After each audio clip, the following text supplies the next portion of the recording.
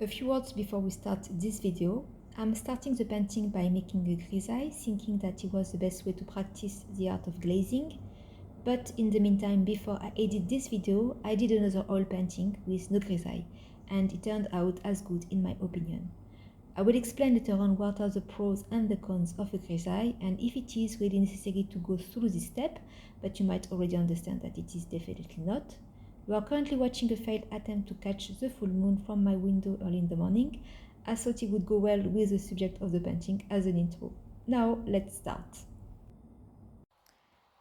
I would like this time to make an oil painting based on one of my more imaginative work. Before painting, I was thinking also about which technique I will use for this oil painting based on my imaginative drawing.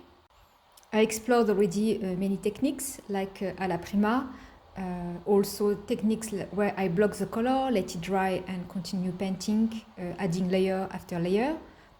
I also did another technique where you do a very precise sketch and after you paint over it. It was one of my study of the painter Titian. And a long time ago, I was also trying to do a technique which is called grisaille. And the grisaille is when you do the oil painting first only with black and white to study more the value and the gradient tones. And afterwards, after you let it dry, you do the oil painting in color over it. It was not very successful, and I think for this painting I want to try it again. I'm feeling a bit more confident with oil painting, and I would like to give a try again. I'm hoping that with this technique, I would like to get this glazing effect, which is a bit a translucid oil painting in colors. And this technique was also used by the old master painters, like the Flemish painters. I'm not going to do a Flemish painting, but as it is an imaginative drawing and would like also to keep a lot of details, I was thinking that it could be a good idea to use this technique for this more imaginative painting. So I think it could fit this painting. Also, when I tried last time to do this grisaille, I think I was really beginner and I didn't really know what I was doing with oil painting, I have to say. But it's the way you learn, so I don't regret. But this time I really want to do a very precise grisaille and I want to be more mindful. So I will try to do something very complex. The more the grisaille will be detailed and really well done, I think the more the oil painting in colors that I will do afterwards will be better. But first, let me show you a bit more in detail the drawing I did first. So I did this drawing with pencil pen on a cotton canvas, and I fix the pencil pen with a spray, a fixative spray. And so this is my palette that I'm going to use. So as it is a grisaille, we're going to use not a lot of colors actually. We're going to use white. I will use this titanium white. We are going to use, of course, black. This one is ivory black. So the brand is Winsor & Newton and this one is Van Gogh. And we are going to use, to start, burnt umber, but afterwards, of course, we will paint only. So I will start with burnt umber with a bit of medium. So I will use, I think, this medium, which is green for oil, with this color, just to cover the canvas with a first layer. And after, I will use only the white and the black, and I will, of course, mix it to make the gray tone in between. So we will play with the value from black, gray to white. So I already put some black and some burnt umber on the palette. These two colors I didn't want to waste. It was from a previous oil palette that I used for another study, and as the black and the burnt umber was not dry yet, I could use it for this new study. So yes, so now I will put the other colors on the palette. So here it is, the white, the black and the burnt umber, and a bit of medium. If I want to mix the color, medium can be used. This is this medium. Medium can be used to make the painting dry quicker, but I always put medium, but finally, usually I don't really use it. I prefer to use a bit of oil from time to time, because I find out that sometimes my paintings dry quite quickly, so I don't really need this gel medium, but in case I put it on the palette as well.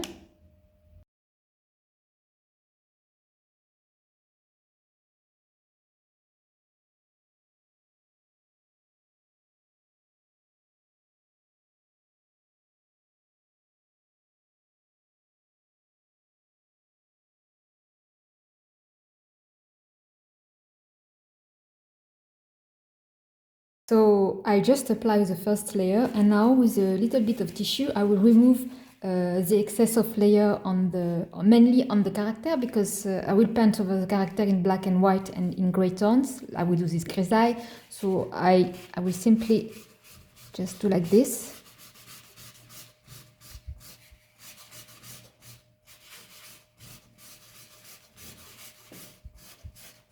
It does not really remove totally the colors, but I'm trying to remove as much as possible, actually. Voilà. And I put some fixative on the drawing, so it resists quite well. We can still see the drawing, so I'm quite satisfied. So I removed as much as I could this first layer, and now I will start the grisaille. But first of all, maybe you're wondering how I will do this grisaille, how I will think how I will do the gradient of colors of black and white. And actually, for this painting, I did a digital studies. I will show you actually. So here it is. This is a painting. Maybe I will do like this because there is a reflection. So here it is. This is a digital painting. For me, it's more like already another artwork, a personal artwork, and so I did it with Clip Studio Paint, so it's really detailed already. And so I was inspired to make an oil painting from my digital painting, which will be, I think, it will be different. It's not the same. I don't want to do exactly the same, but I want to follow this chart of colors. So this painting that I did on the Clip Studio Paint, it's a bit classical inspired, I would say. This is this young man, which is like hurt by this arrow of fire, a blue fire in the middle of the night. I don't know, it reminds me some really religious painting, but at the same time, it's not something really religious I'm doing. It's just really imaginative and poetic, but there is something like a pain that the character is feeling here on his heart, but maybe something also more spiritual that he's aware of. I don't know in which time this character is living, probably an ancient time. He's not really dressed like modern people, so yes. And what I did, so I crop the picture, I just changed the value. So I put it like black and white, like this. And this is what I will follow for the grisaille. Like this, I have a precise idea of where the color should be and how I should paint it, because it's really difficult from imagination to do things by instinct. So this is what I discovered as well, little by little with my art. I need to plan more, and digital tool is perfect to plan your colors and to plan your painting. If you want to do something more imaginative, you need to plan. It's maybe excessive because it's already a complete painting for me, this digital painting. But why not? Why not? So yes, I will follow this painting, this colors scheme. So for the rest of the video, I will do a voiceover, which is always easier for me since I cannot really focus on painting and talking at the same time. Now that I listened to me while I'm editing this video, I can feel that I was a bit stressed and awkward. For the rest of this video, you will see that there are some time lapse and some real-time process mixed in this video. The painting was done in almost 2 weeks, and I'm sorry if the lighting changes and the background sounds are a bit annoying. So I'm starting with this grisaille. During my explanation, I sounded very invested. I was almost sure that the grisaille is the ultimate technique to use before achieving the glazing technique. But really, grisaille is not an obligation. That's what I understand while I was doing this painting. But first, let me explain you what I mean by the glazing technique that I will do later on. I will paint using the glazing technique, which is a technique where you allow each layer to dry before continuing. The layers of paint are usually really thin, but they can also be thicker, and if they are too thick, you can step back and remove them by sanding down the colors. You also need to work with the correct mediums for this technique, but I will come back to this later on when we will tackle the glazing phase.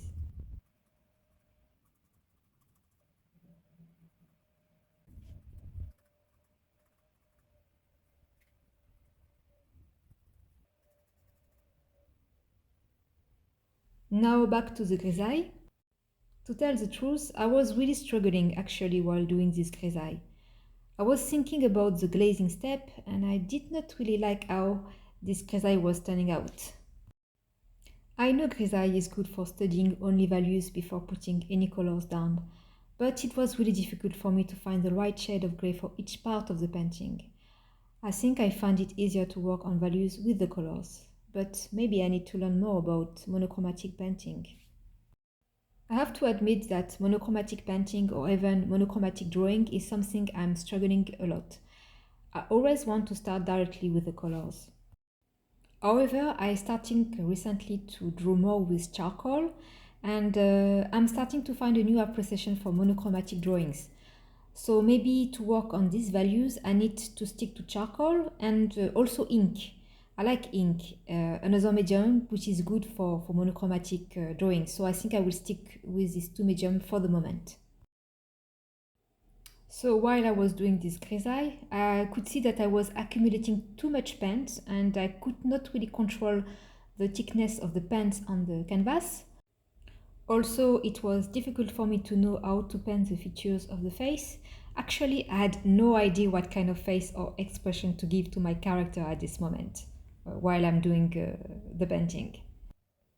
Probably before starting the grisaille, I should have found a reference face that I could use and adapt to this painting.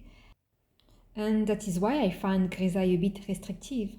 I understand now that if you do a grisaille, you need to know exactly how the painting will turn out.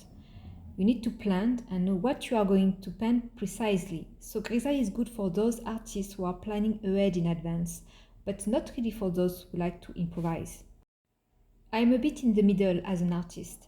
I planned the painting digitally, but I decided to change some elements, and the facial features digitally was too simple for my liking. They were a bit like an anime or a comic. I think not enough complex, a bit too symbolic for an oil painting, even if I think it works nicely for a digital work. But for an oil painting, I want a more complex face, even if it's still imaginative, if it makes sense. So you will see later on during the glazing phase that I will completely change the face because I really didn't like the face I worked on during the grisaille step. So as I like to change and improvise with oil painting and thinking even when it is finished that it can be changed or improved even months afterwards, I don't think grisaille suits my process. But I'm still glad that I tried it again, and it is also a great way to not waste paint since it provides a nice layer to work on when I will apply the colors and start the glazing process that I will explain now.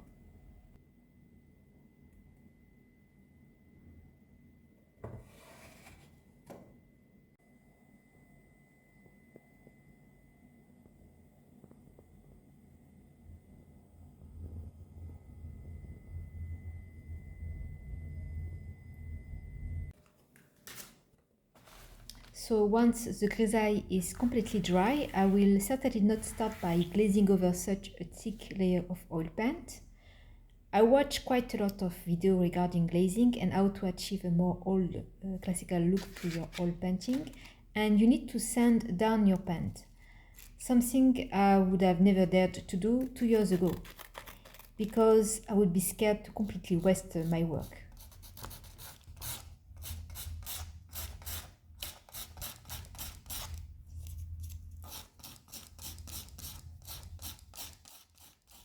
But in reality, oil paint is a very strong medium, and when you think about oil, it needs to be scraped out and to be oiled to get this varnished and smooth finish that you can get on wooden furniture, for example.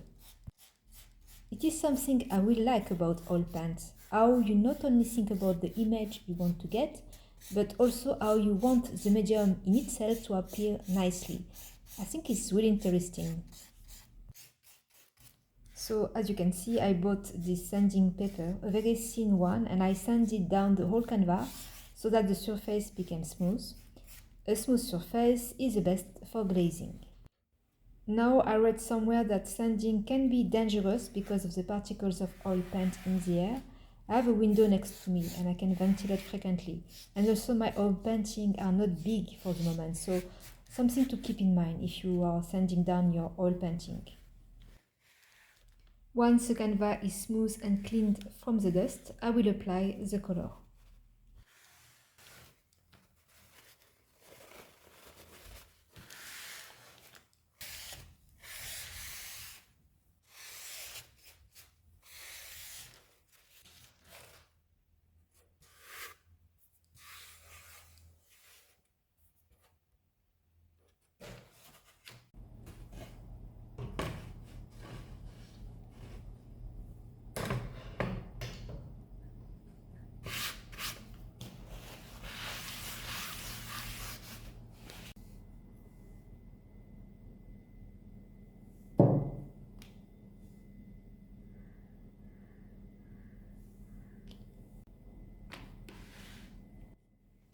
My palette again is very limited.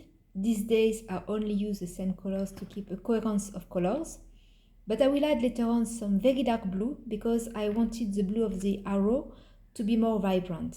The character is evolving in this very dark forest and the light source is coming from this mystical blue arrow which hurt its chest.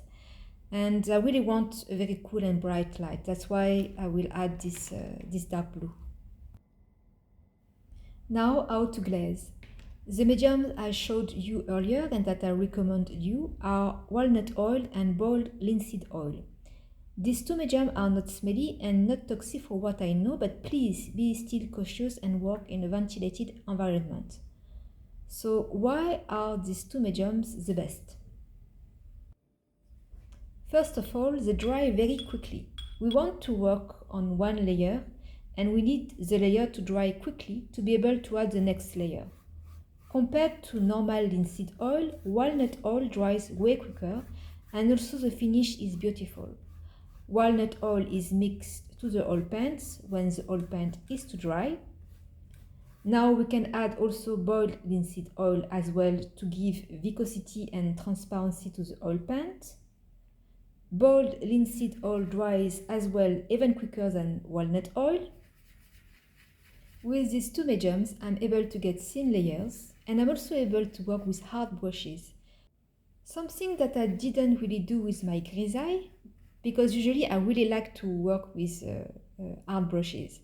And for this grisaille, if you noticed, I worked mostly only with soft brushes. Don't ask me why, but I felt that I could not work really with hard brushes since they give textures. And I was thinking that glazing over would be difficult. So this is another reason why I think grisaille is really not for me.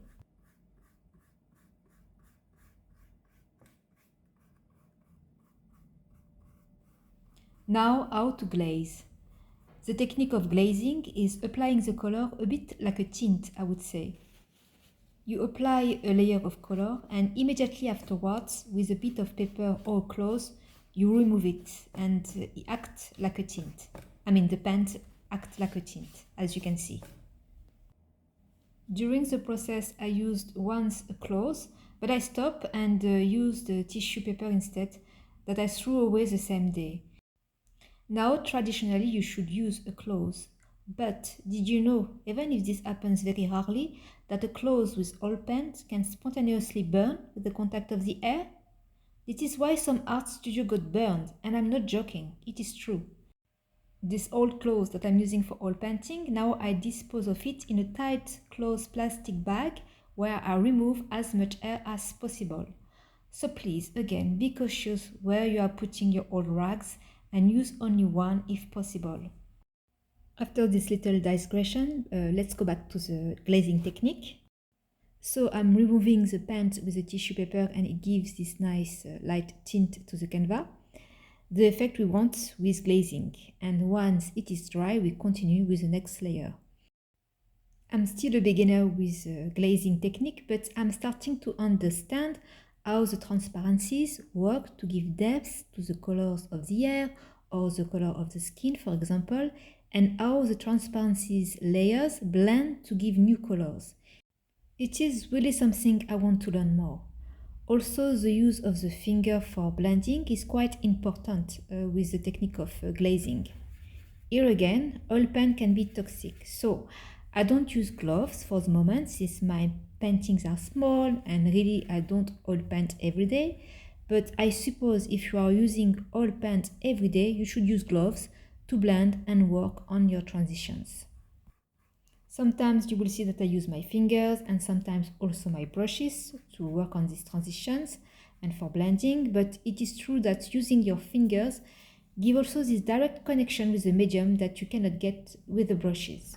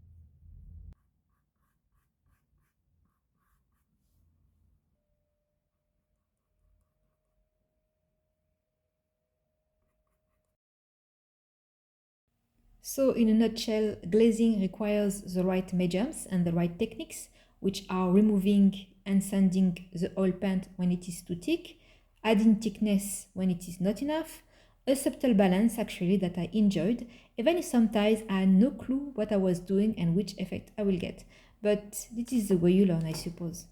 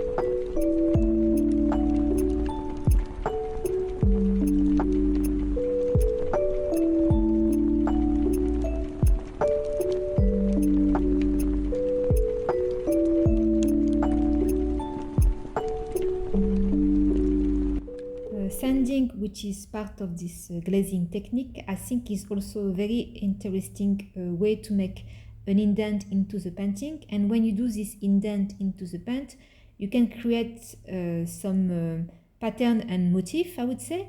Like for example, what I'm doing now, I'm using the sanding method to create a the effect of branches and to give as well a clear background to the character.